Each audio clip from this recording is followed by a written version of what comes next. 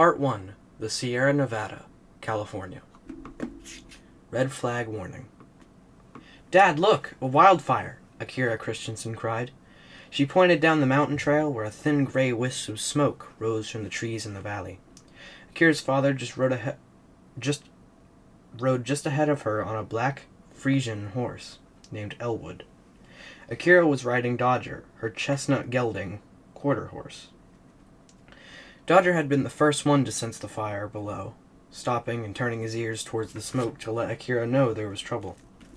Akira's father pulled to a stop and glanced over his shoulder.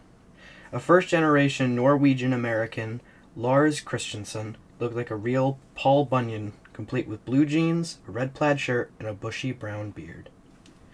"Don't worry about it," he told Akira. "I'm sure it's nothing."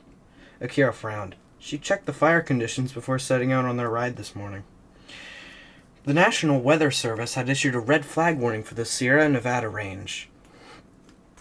Today, as it did almost every day in the fall, a red flag warning meant warm temperatures, dry conditions, and strong winds, which all added up to the possibility of a forest fire. How could smoke in the foothills not be a problem? Akira looked at the ground, where bristle leaves and pine needles were ready and waiting to burn.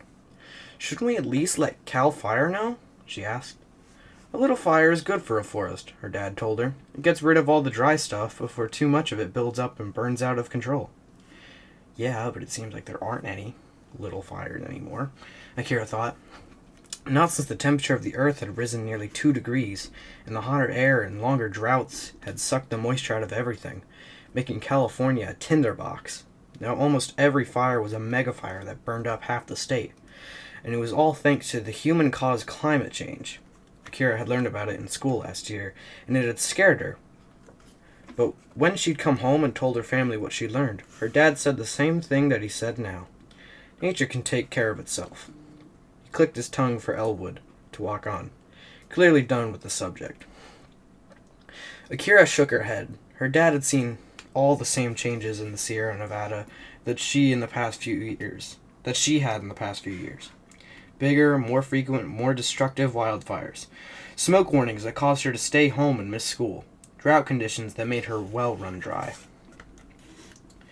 But she knew better than to say the words climate change around her dad. All he would do was challenge her on it, and Akira didn't have the energy for that. Her father got energy from engaging with other people. It recharged him to be social. Akira was the opposite. She liked people, but being on all the time drained her. After a week of the normal chaos of school and family, she needed those peaceful, restorative Saturday morning rides with Dodger. And arguing about climate change was definitely not peaceful. Akira looked over her shoulder at the smoke and sighed. Then she gave Dodger a pat on his withers to let him know she'd gotten his message. "Thanks, Dodger. Everything's okay," she told him. "I hope," she added silently.